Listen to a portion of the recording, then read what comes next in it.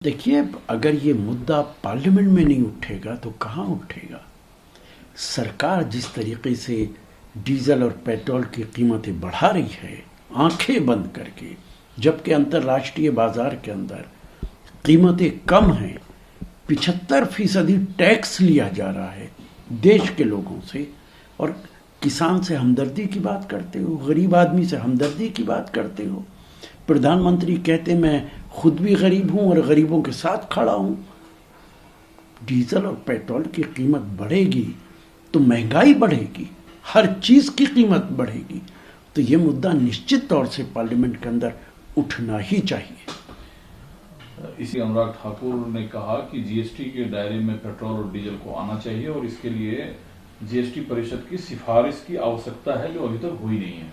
देखिए, बीजेपी की आदत है कि दूसरों पर इल्जाम लगाते हैं। जीएसटी के अंडर अगर ये आ जाएगा तो आप इस पे 18% का टैक्स लगाएंगे। आप क्यों नहीं अब लगा देते? जीएसटी से बाहर रख के भी आप टैक्स कम कर सकते हैं, क्यों नहीं कर सकते? जीएसटी का बहाना क्या है? आप कह रहे हैं कि स्टेट गवर्नमेंट्स नहीं चाहती कि जीएसटी के अंदर आए। आप इसकी टैक्सेस कम कर दीजिए, खुद ब खुद पेट्रोल डीजल की कीमत कम हो जाएगी। दूसरे मुख्यमंत्री बने रहने को लेकर सवाल है। इस बीच एक भाजपा विधायक ये जरूर कहता है कि सभी 57 विधायक मुख्यमंत्री के साथ खड़े हैं। आपको क्या लगता है उत्तराखंड को? देखिए, ये बीजेपी का अंदरूनी मामला है, किसको मुख्यमंत्री बनाएं किसको ना बनाएं, लेकिन उत्तराखंड के हालात खराब हैं। प्रशासन नाम की कोई चीज नहीं है, विकास नाम की कोई चीज नहीं है, कानूनी व्यवस्था बिगड़ी हुई है। ये देखना बीजेपी का काम है, कौन मुख्यमंत्री बने कौन ना बने, लेकिन एक नाकाम सरकार है।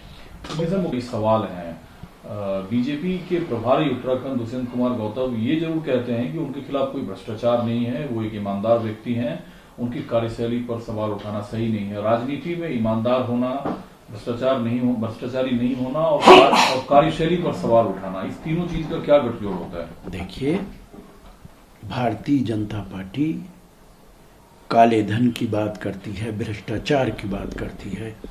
ये इलेक्शन के अंदर जो अरबों रुपया खर्च हो रहा है, ये अगर भ्रष्टाचार से नहीं आ रहा तो कहां से आ रहा है?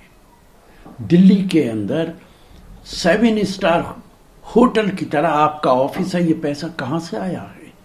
हर प्रांत हर जिले में बीजेपी अपना ऑफिस बना रही है, वो पैसा कहां से आ रहा है? वो भ्रष्टाचार नहीं है, काला धन नहीं है, तो क्या है?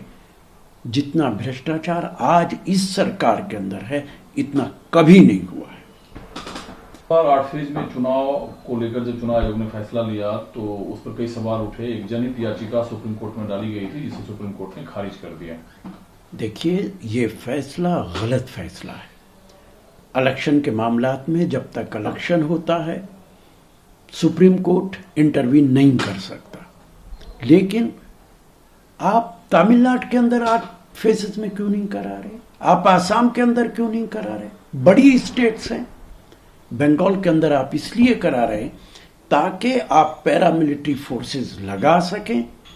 जिन वोटों पे आपको भरोसा नहीं है उन वोटों पर पाबंदी लगा सकें, और एक गलत तरीके से आप चाहते हैं कि वहां पे चुनाव जीतें।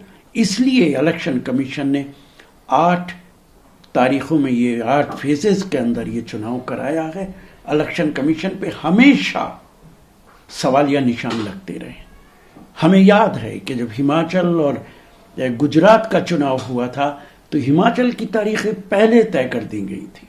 चूंकि गुजरात के अंदर प्रधानमंत्री को रेवड़ियां बांटनी थी, पैकेजेस बांटने थे, इसलिए वो तारीखें बाद में लगाई गई थी। तो ये इलेक्शन कमीशन का एटीट्यूड रहा है। जब तक इलेक्शन कमीशन ईमानदारी के साथ चुनाव नहीं कराएंगे, उस पे सवालिया निशान लगते रहेंगे। जी ने जो कहा उस बयान पर आपका क्या स्टैंड है, क्या नजरिया है? देखिए, ज्योतिरादित्य सिंधिया को कांग्रेस पार्टी ने बहुत कुछ दिया, उन्हें मंत्री बनाया, वो एमपी रहे, उनके फादर रहे। एक रात में आइडियोलॉजी का परिवर्तन नहीं होता है, और ऐसी आइडियोलॉजी कांग्रेस और भारतीय जनता पार्टी तो ईस्ट और वेस्ट हैं, दोनों की आइडियोलॉजीज में जमीन आसमान का फर्क है। आप एकदम एक आइडियोलॉजी छोड़कर दूसरी आइडियोलॉजी में चले जाएं ये तो इस तरह तो धर्म परिवर्तन नहीं होता जिस तरह उन्होंने राजनीति की है और कांग्रेस को छोड़कर भारतीय जनता पार्टी में गए। एक प्रमुख सवाल उस इनकाउंटर में कोर्ट ने जो आरिफ खान को दोषी ठहराया। आज सरकार की मंत्री रविशंकर प्रसाद ने कहा कि कांग्रेस और लेफ्ट पार्टियां बचाव में खड़ी रही। सलमान खुर्शीद ने कहा कि मैडम सोनिया गांधी की आंखों में आंसू थे। अब जाकर पता चला। रविशंकर प्रसाद जी को शायद ये याद नहीं है कि उस वक्त जब यह एनकाउंटर हुआ है तो कांग्रेस ही की सरकार थी। आज 13 साल के बाद चूंकि 5 चुनाव हैं, इसलिए आपको ये बटला हाउस एनकाउंटर याद आ रहा है। चुनाव लड़िए, आपने क्या काम किया है, आपने क्या विकास किए हैं, और आप कांग्रेस को कहते हैं कि ये आतंकवाद के साथ खड़ी रही है। साध्वी प्रियंका को तो आपने पार्लियामेंट का मेंबर बना रखा है, जो सीरियस केसेस के अंदर इन्वॉल्व रही है, आतंकवादी गतिविधियों में नाम रहा है, जो आज भी पार्लियामेंट में खड़े होकर गॉडसे को अपना नेता मानती है, गांधी को नहीं मानती है। आप समझौता एक्सप्रेस की बात नहीं करते, आप मक्का मस्जिद के ब्लास्ट की बात नहीं करते। आप कांग्रेस को दोषी कहते रहे, लेकिन कांग्रेस ही इस देश के अंदर आतंकवाद के खिलाफ लड़ती रही है। एक सवाल में कहीं ना कहीं सवाल होती है। दिल्ली सरकार ने जो बजट पेश किया उसमें शिक्षा और स्वास्थ्य पर प्रमुख ध्यान दिया गया है। पार्टी उन्हीं दोनों चीजों के सबसे ज्यादा प्रचार प्रसार में रखती हुई है, और दिल्ली में कोविड की वैक्सीन मुफ्त दी जाएगी, ये फैसला भी सरकार ने लिया। देखिए, मैं उनके इस फैसले का स्वागत करता हूं कि वैक्सीन फ्री दी जाए और पूरे देश में देनी चाहिए प्रधानमंत्री को और बीजेपी की सरकारों को। और निश्चित तौर से हेल्थ और एजुकेशन 2 इम्पोर्टेंट हर आदमी की समस्या है।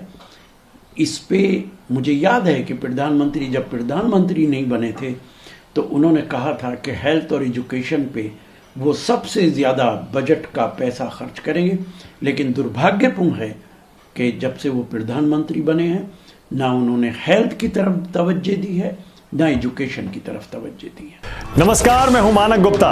अगर आपको हमारा ये वीडियो पसंद आया हो तो इसे लाइक और शेयर जरूर करें, और हाँ, हमें सब्सक्राइब और फॉलो करना ना भूलें ताकि आप देश और दुनिया की कोई खबर मिस ना करें। तो जुड़े रहिए हमारे साथ और देखते रहिए न्यूज़ 24।